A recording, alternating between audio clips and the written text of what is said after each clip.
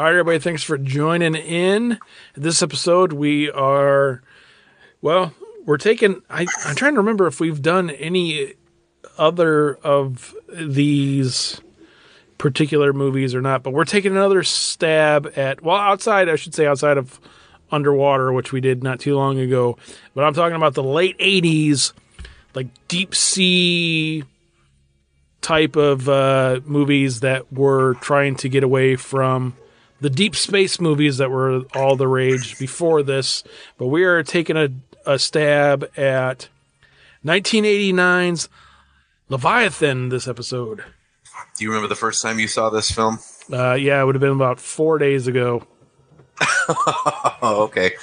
Yeah, this was one that right around the same time that this one came out, another movie was released called Deep Star 6. Remember that one at all? Yep. About the okay. And I was a big fan of that one back then. I mean, well, I don't know, big fan's kind of a leap. I guess I'd say a fan. And so when this finally came out, I remember grabbing it up at the video store and like, finally it's a new release, and taking it home and watching it for the first time. And I only watched it one time back then. So, and that was, probably 89, 90, like however long it took for that film to get put on VHS for after the theatrical run.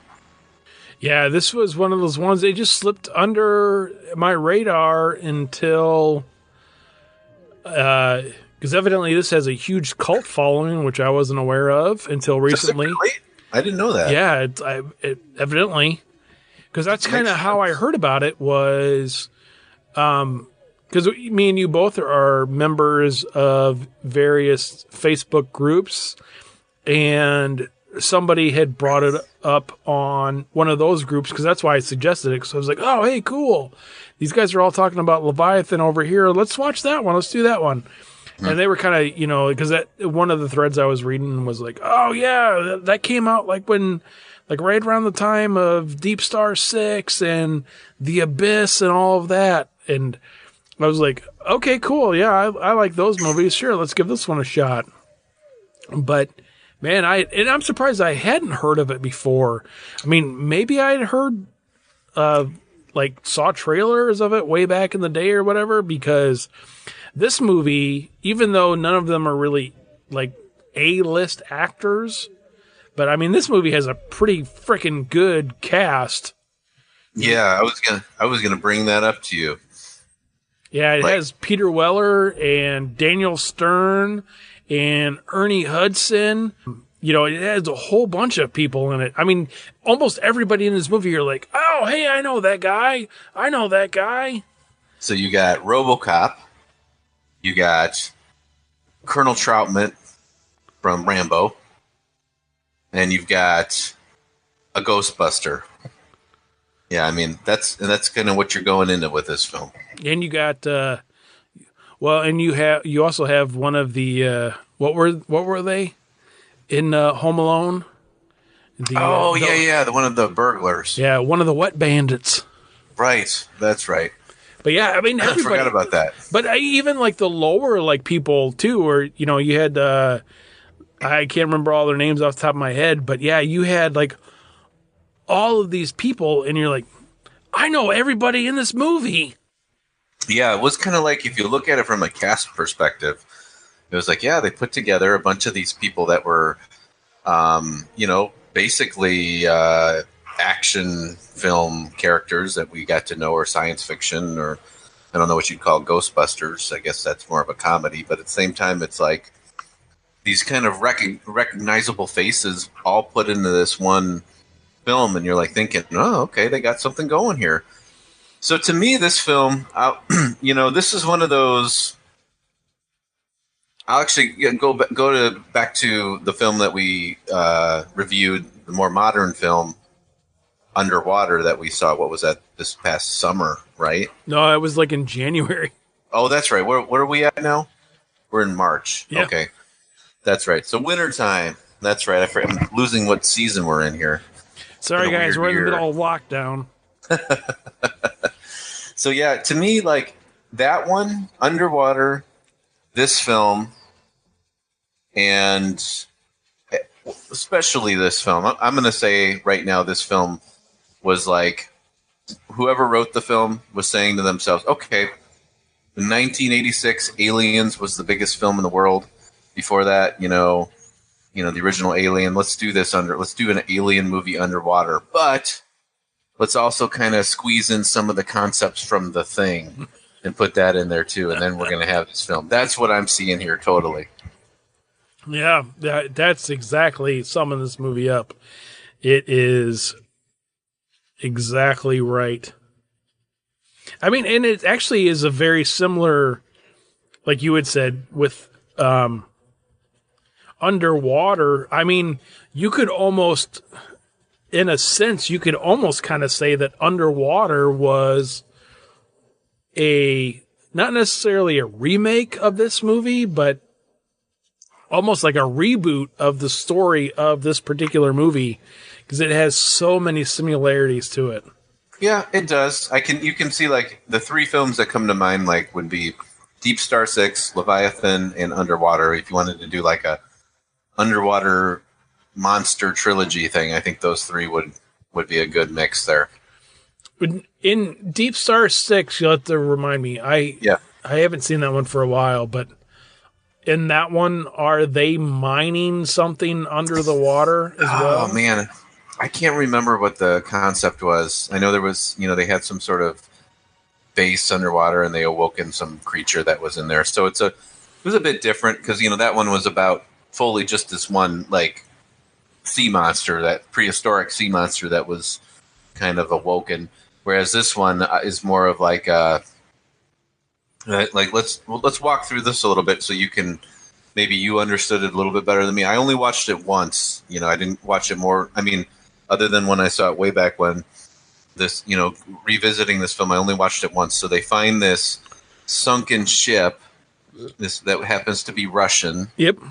And they find they bring this safe back, or this container, and this creature that kind of mutates, connects to somebody's genes and then mutates to them, is part of that. Now, I'm assuming that this was some sort of biological warfare that was designed in a laboratory, right? This wasn't like a sea monster per se. Right, yeah. Okay. That was because, remember, it was in the vodka. That's right. Yep. Okay. Yeah, they put it in the vodka. Okay. Yeah, and they sunk the ship because they wanted to destroy it, so they never got out. Okay. Yeah, because if you remember too, because that was one of the things with the ship was sort of similar to Alien, is the one crew member is looking stuff up on her computer. I mean, that's really the only similarity, but she looks up the Leviathan and she's like, "Oh, this is still an active ship." And the guy's like, "No, it's not. That's what it says. It's right there." Okay. But yeah, it was in the vodka. That's right. And Daniel Stern's character drank a bunch of it, and then how did he pass it to the other girl? He ended up having sex with her or something. Is that what they did? Yeah, I think that's what they did. Are you sure about that? Or something. No, she just took a little swig of it. That's right. Yeah.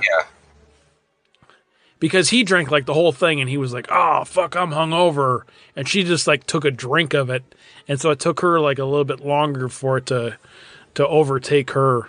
Yeah, that's right. Gotcha. So the one thing I will say with this though is, man, I gotta tell you this right off the bat is I was excited going into this movie because I was like, man, I've never seen this before, and all these people love it. And I started watching it, and I didn't realize all of these people were in it because I was like, "Oh fuck, that's RoboCop! Holy shit, that's freaking the Ghostbuster dude!" And then and then the one guy comes out, and you're like, "Oh, that's the guy from Rambo!" And then everybody else comes out, and you're like, "Oh, I know all of these people, great!" And I don't know if they told these people on set, all right, so we're gonna make this movie, and no matter what you do, pretend like you don't know how to act. Yeah, that is so funny. Because it's the worst acting I've ever seen. Ever. Yeah, one of the can I tell you the worst scene in the entire film? Yeah. Oh, before we go, another character that was in this film, an actress, the woman from the corporation that they like kind of have these like phone like Oh, yep. video phone calls to or whatever. She was from The Thing. No, I'm sorry, not The Thing. She was from They Live. Yeah, yep. Yeah. And so anyhow, but Yeah, going back, the very masculine looking woman. yes, with the eyes. It's her eyes that always like I Yeah. don't well something about her eyes, whatever color those are. I'm colorblind, so I can't tell. I just know there's something about her eyes that like are unique. But the end of the film where like a spoiler alert, RoboCop survives and he comes up onto the up on the shore with his with the girl, and they're walking up on the ship, and it was kind of one of those scenes very similar to Rambo, like where Rambo First Blood Part 2, which was like the the big action movie of 1985, where Rambo, he saves the POWs, but the government didn't want him to really do that. They just wanted like photos just so they could say that they did something about it. And Rambo comes up there, and then they kind of play the whole half-ass like, "Oh, we're so glad you survived," and then Rambo like hits the guy or hits his rifle in the guy's gut, and that kind of thing. It's the sort of same thing with this movie where Peter Weller's up on the shore, and then that girl comes up and she's like, "Oh, I'm so glad you made it and you survived," and blah blah, blah. And then he does the whole one-liner thing and punches her in the face, and I was like, that is such a cheesy way to wrap this up. That really was, and it just kind of was like sort of that was hokey. And for 1989, it was like, yeah, that might have been okay in like 1986, but like it just had probably there been 500 movies that did something like that by that point. Well, and to have a guy punch a woman in the face, like if this movie came out today, right? that like before it even came out, that particular scene would have so much like just backlash against it that the movie would never even come out. Right. No, exactly. They'd be like, "Oh, you can't even cut it out and save the movie. That's never coming out." Yeah. That was kind of hokey. The monster, it was all practical effects, which is cool. And it did remind me of The Thing because, like when you look at The Thing was this creature that sort of took on the shape of whatever it was trying to copy. And so it would like morph and all of that. So you get like a human, but the human would start to turn into a creature and that kind of thing. And that's sort of what we have in this, is where it's like this, it connects to the bodies of people and then sort of becomes this like monstrosity, which was, kind of like, it's been done before. And I will say like the creature effects were sort of underwhelming in that sense. Like they weren't like super unique or original. And especially the end when the creature, like, I guess is fully mature and it, like, it meets them up on the surface of the water, and that whole attack scene was just kind of like, all right. Well, from what I understand, that last scene, the problem with that is whatever you want to call it, because it was a guy in the outfit playing the part of the creature. So I mean, there was part of it that was like animatronic or whatever, but then there was also like a guy in there moving around. But anyway, the suit, if you will, was made of like a foam latex kind of a thing. And so when they were filming it on the water, it was absorbing water. So it became like super, super, super heavy. So the shots that they had, they were like, "Oh, we can't use this." So that's why you had all of like the real quick cut shots. Oh, okay. At the end. From the way I understand it. Anyway. That makes sense. Yeah. But yeah. And the one thing I will say with that monster and a lot of the special effects in this movie is they're kind of a disappointment, especially since the effects were done by Stan Winston. in this movie. Were they real? Yeah. And wow. the thing that I was reading about earlier about this was Stan Winston was approached to do The Abyss and to do this movie, and he decided to go with this movie, even though it was a lot smaller of a movie than The Abyss. And he was like, oh yeah, we'll do this one. And then, like, a lot of the effects, I was like, yeah, it's cool, they're practical effects and stuff, but that was kind of lame. That was kind of lame. Because the creature, I don't know how you felt about the creature. Yeah, I definitely see influences from The Thing. Yeah. Certainly in there. Oh, big time. Yeah. But by the time you got to the end of the movie, there was so much crap stuffed into this one creature where I was kind of like, man, there is so much stuff going on with that. It almost is taken away from it. Because you had all these like faces and stuff moving in there, but then it also had like scales and stuff. And I'm like, it didn't look good at all. Yeah, I mean, anytime I see practical effects, I do find it interesting to look at in the sense of like, it's more entertaining to me than it is to see like animation, computer animation. It just feels like it's real and all that. Kind of like the same thing too, like with what's it called, the that film we reviewed several episodes back, the Deadly Spawn, where the movie's obviously like a B, C, D, E movie. So, it's like way on the low on the totem pole, but still at the same time watching the monster, there's something about it just because it's really there and they created it out of, latex or whatever. It's kind of cool to watch it. And that's, in the sense, there's kind of a sense of that with here, but at the same time, nothing original, nothing exciting to see. And you're never like really like enamored by it like you would hope to be for like when you saw the monster of a movie like this.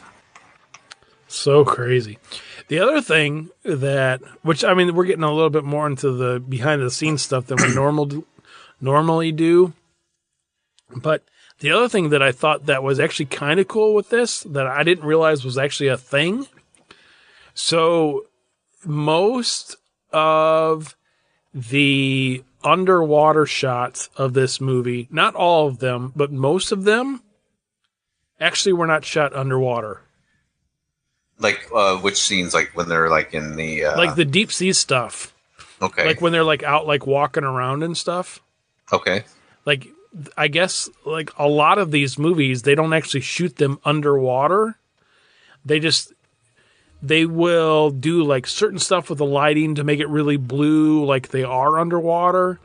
Oh, and okay. then in this particular movie, I guess what they did was a lot of the scenes where you would see them like doing stuff and they had like stuff floating around. So you thought it would like tricks your mind to think that, oh yeah, that's underwater. Oh, okay. So they would have like stuff like floating around. They figured out how to do that.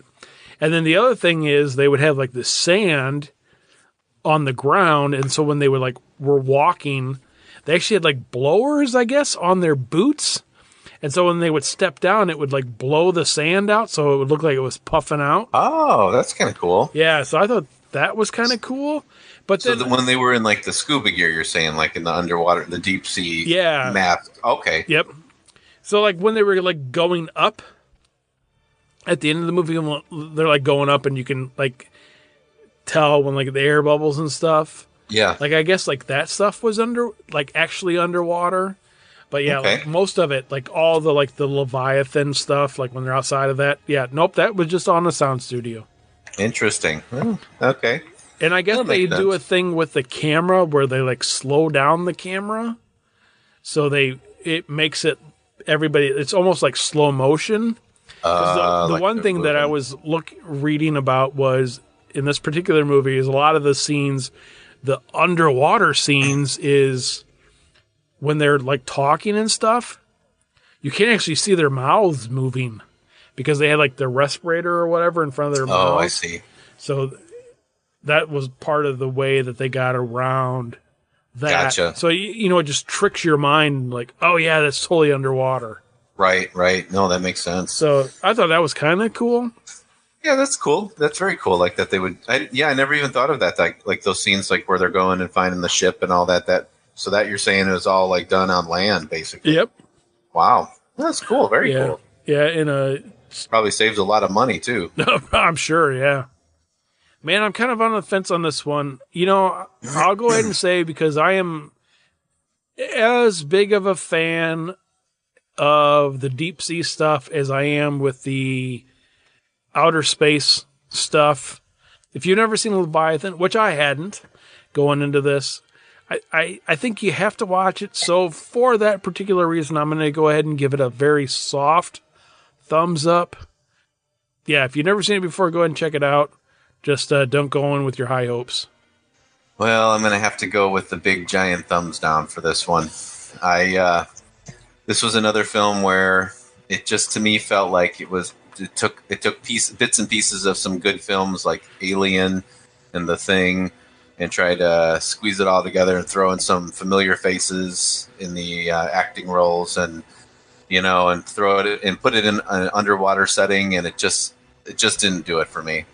I remember as a kid when the first time I saw it, this was one of those films like, see, I'm a huge Jaws fan, so I've always had this thing about like sea monsters and creatures and killer fish and all that stuff. So I always like every time there was a new one like that, I always picked it up. So when Leviathan came out, I was like, oh, I can't wait. This is going to be great. I remember back then thinking this was very underwhelming and never going back to revisit it. So revisiting it, however many decades later, it's still just as underwhelming as I remember, and I'm going to have to give it a thumbs down.